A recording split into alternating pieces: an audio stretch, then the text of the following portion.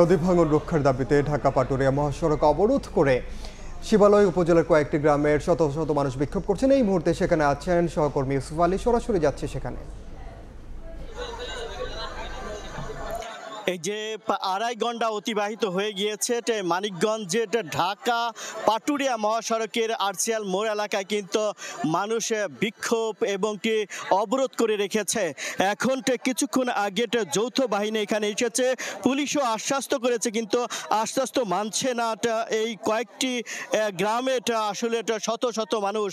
আমরা কথা বলেছিলাম এই জনগণের সাথে, তারা বলছেন দীর্ঘ 4 দিন ধরে পদ্মার বাম তীর বিশেষ করে পাটুরিয়া, বররিয়া, তেঘুরিয়া, মালচি অঞ্চলে কিন্তু ভাঙছে। ইতিমধ্যে কিন্তু বসতবাড়ি সহ 7টি বাড়ি বিলীন হয়ে গিয়েছে এবং সেই সাথে এই পদ্মা পাটুরিয়া ঘাটের যে লঞ্চ ঘাট তা বিলীন 4 নম্বর ঘাটও ভাঙছে, যার জন্য কিন্তু ঐক্যবদ্ধ হয়েছে এই এলাকাবাসী।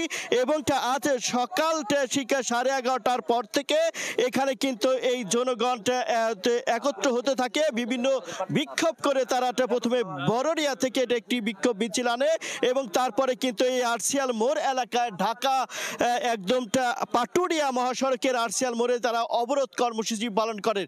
তাদের দাবি হচ্ছে ঊর্ধ্বতন কর্মকর্তা এবং তারা না আসা পর্যন্ত এখানে তারা অবরোধ করে কর্মসূচি পালন করবে। এবং এই মুহূর্তে যৌথ বাহিনীর এসেছে এবং যৌথ বাহিনীর কাছ থেকেও তারা আশ্বাস চাচ্ছে। তাদের দাবি রয়েছে যে জেলা প্রশাসক এবং ঊর্ধ্বতন কর্মকর্তা যদি তাদের ভাঙন রক্ষায় কার্যকরী একটা পদক্ষেপ বা আশ্বস্ত করে তাহলে তারা এই কর্মসূচি তুলে নেবেন। শত শত মানুষ আড়াই ঘন্টা ধরে এবং এখানে যাত্রী যানবাহনও কিন্তু দীর্ঘ সারিতে আটকে রয়েছে।